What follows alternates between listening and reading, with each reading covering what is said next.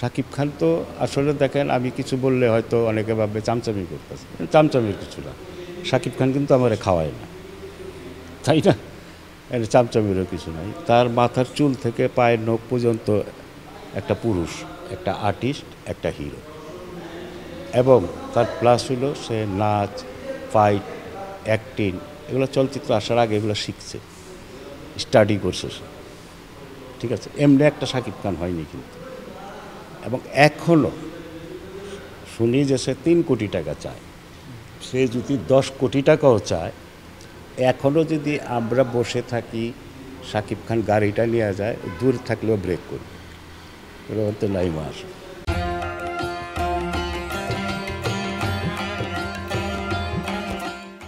আদব কায়দা সালাম দিই, ভাই কেমন আছেন, এই সে।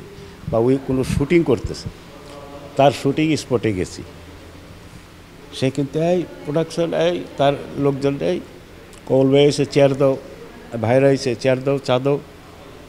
এই যে আদব কায়দাটা, এটা তার ভিতর আছে।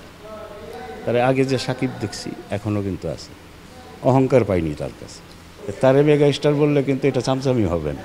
আর এটা তো ভাই আমাদের গর্বের ব্যাপার যে আমাদের বাংলাদেশের একটা হিরো, ছোট্ট একটা দেশ, এই দেশের একটা হিরো 3 কোটি টাকা 5 কোটি টাকা পাবে, এটা তো গর্বের বিষয় রে ভাই।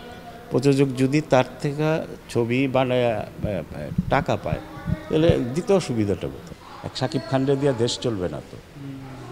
শাকিব খান কয়টা করবে বছরে? আর 2টা ঈদে হয়তো 2টা ছবি রিলিজ হবে, 10 মাস হল কীভাবে চলবে? 5টা গোল এক না, আর একটা লোক সবার কাছে কিন্তু ভালো না। আপনি নিজে দেখেন, আপনি একজনের কাছে ফুলের মতো পবিত্র, আপনি আবার আরেকজনের কাছে কাটার মতো কিন্তু খারাপ। আপনি সবার কাছে ভালো হতে পারবেন না তো।